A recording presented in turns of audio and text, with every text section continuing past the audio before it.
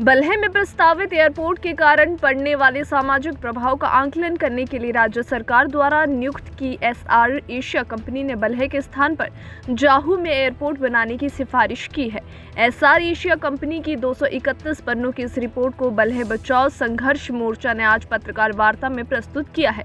मोर्चा के अध्यक्ष जोगेंद्र वालिया ने कहा कि बल्हे में सबसे अधिक उपजाऊ भूमि है।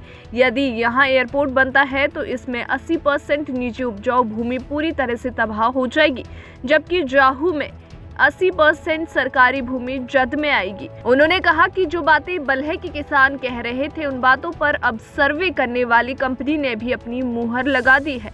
सर्वे में स्पष्ट कहा गया है कि बल्हे की उपजाऊ भूमि के स्थान पर एयरपोर्ट का निर्माण जाहू में किया जाए।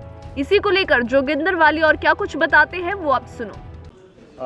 आज हमने जो ये प्रेस वार्ता यहाँ पे रखी थी, इसका मुख्य उद्देश्य था कि जो हाल ही में सामाजिक सर्वेक्षण हुआ है एसआर एशिया द्वारा, उस एसआर एशिया ने जो है इस बात को इंगित किया है कि हम पिछले 5 साल से जो बातें कर रहे थे उन बातों को उसने इंगित किया है और सही साबित किया है कि बल के अंदर अगर एयरपोर्ट बनता है तो उसके अंदर ये चीज़ें जो है जो हमने कहा कि ऐसा होने वाला है वो जो है उसके अंदर उन्होंने इंगित किया है। सबसे पहली बात यह है कि उन्होंने ये स्पष्ट रूप में कहा है कि यहाँ पर जो है ये बहुत ही उपजाऊ ज़मीन है और रिपोर्ट के अनुसार 80% लोगों ने कहा है कि ये जो उपजाऊ ज़मीन है इस तरह की पूरे प्रदेश के अंदर इस तरह की सब्जी उत्पादन की 3-3 फसलों वाली ज़मीन कहीं भी उपलब्ध नहीं है।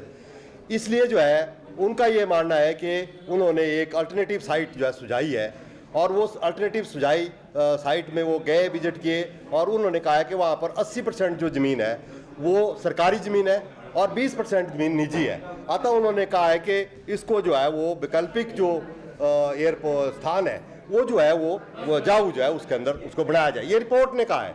हम भी कह रहे हैं कि हमारी ज़मीन को बचाया जाए। हमने पिछले 5 साल से जो इस बात को उठा रहे हैं कि हमारी बल की ज़मीन को जो है वो बचाया जाए। हम जो है बिल्कुल भी जो है वो 100% जो है वो सर्कल रेट के आधार पर ज़मीन देने के लिए तैयार नहीं है, ये उसके अंदर कहा है।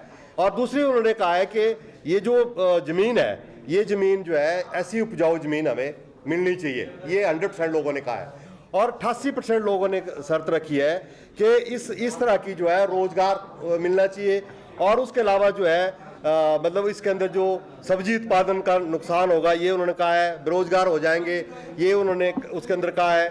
जो हम कह रहे थे किसानों की आर्थिक सामाजिक और जो मानसिक स्थिति है उसका प्रभाव पड़ेगा।